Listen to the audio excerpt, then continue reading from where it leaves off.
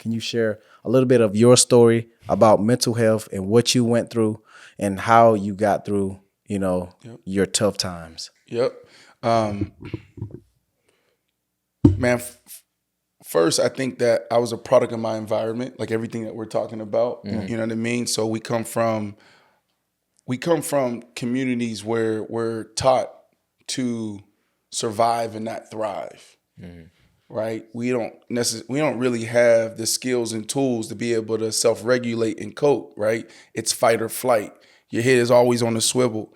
So I think that, probably 60, 70% of what I've gone through comes from that, just overcoming that. And then I also think the NFL and then, the challenge of being a highly competitive person, and dealing with like everything that comes with that when you're young.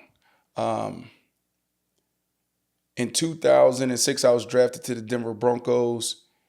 I was immature, made some mistakes, but I think a lot of that was immaturity. And then about 2009, signs and symptoms start popping up, like in retrospect, looking back. And I thought that my stress, my anxiety, hell, even depression, like all those things would be solved once I get my deal. Right. So like every single day, all I would think about was I got to get my mom out of this situation, my sister and her kids out of this situation. I'm not going back here. Right. So like that's all I thought about every single day was ball and being successful.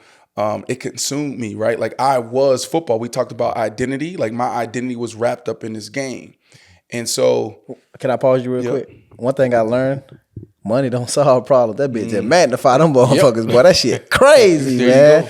That shit crazy. But you can go ahead. Money don't solve problems. It magnifies them. Wow. Bro, that's a bar. Because that's so true. Because what ended up happening, Cheetah, was this. Boom. 2010, I'm up. I get to the Dolphins. You get your deal. I get the biggest deal in the history of at the wide receiver position. I just went over Larry Fitzgerald. This same neighborhood you live in, like I just sold my crib 2 years ago. I'm backside. My house, $4.5 million. It's the newest, biggest house, the dopest house. I got all kinds of cars outside, right? Watches, jewelry. I can fly anywhere. Still didn't change anything, like you said, bro. It's crazy, bro. So what ended up happening was playing for the Dolphins, we sucked. Who was the quarterback? I had a couple of them. Chad Henne.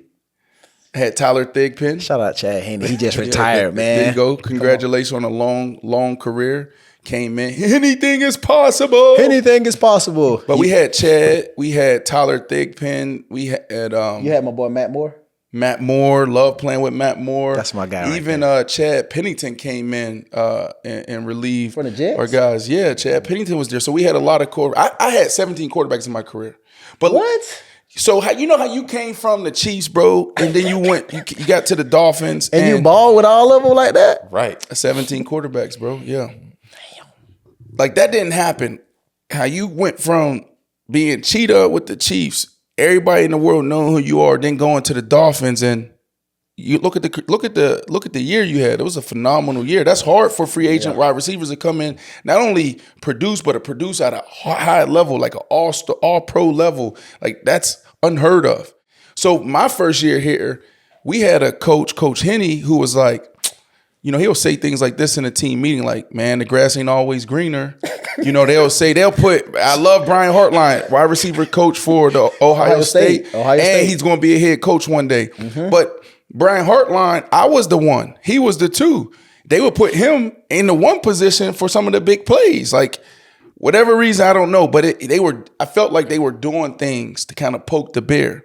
And so, like, I would say little things, and then I was like, damn, I know I shouldn't say that, but like, this is how I feel. One day I go up to Ricky Williams, and like, Ricky, you think I'm bipolar? And he's like, no, Brandon, I don't think you're bipolar.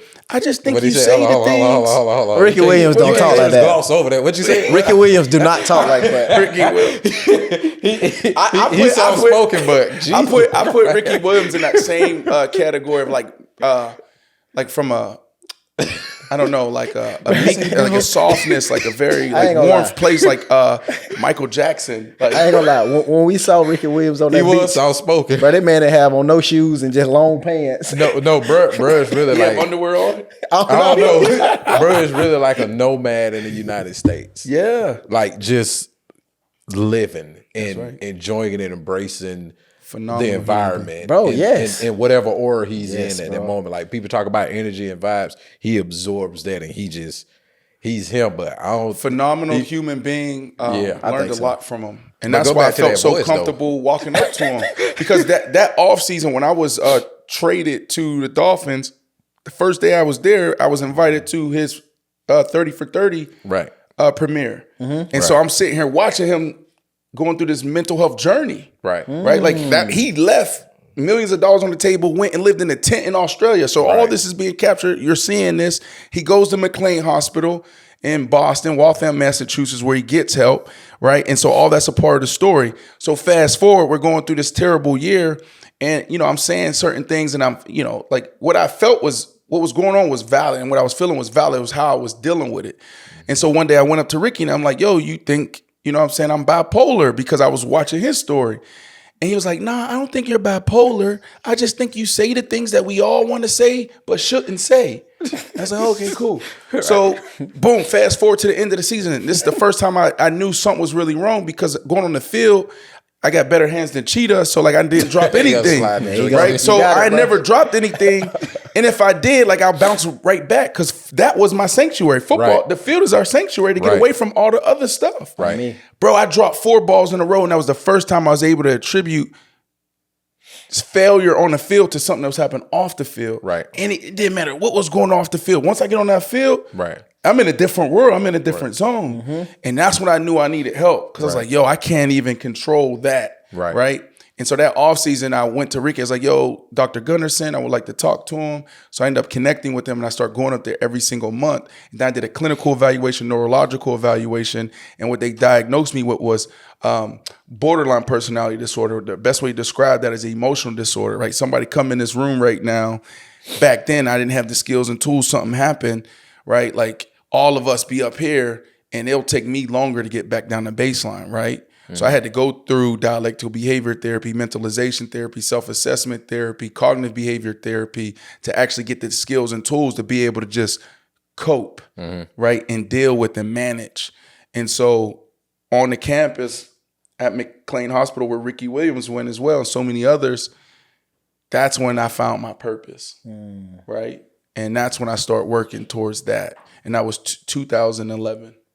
And I'm just passionate about it. Even House of Athlete, bro. Like we have mental health practitioners on site on Wednesdays. There's no love that, bro. training. I love We that. have groups, it's like focus groups, but it really is self-assessment. Right. We have recovery rituals, and I'm really trying to get as many people there as possible. We have professional athletes that train there, college, youth, but then we also have like 500 members, just gym pop, right? Because that's really the business. Like, bro, in the offseason may be there for 4 weeks if like any pro athlete, right? Right. Not saying Cheetah trains there, he doesn't, but like a pro athlete ever stays 4 weeks. So our business is actually the general population. Right. And we have 500 members recurring monthly. And so my goal is to get as many of them as possible to this Wednesday experience so they can actually deal with the shit that's going on. Because we all deal with shit. No matter if you have a diagnosis or if you're just dealing with stress. Right. So that's my passion. That's my purpose. All working towards that. Some people are like, why are you doing House of Athlete?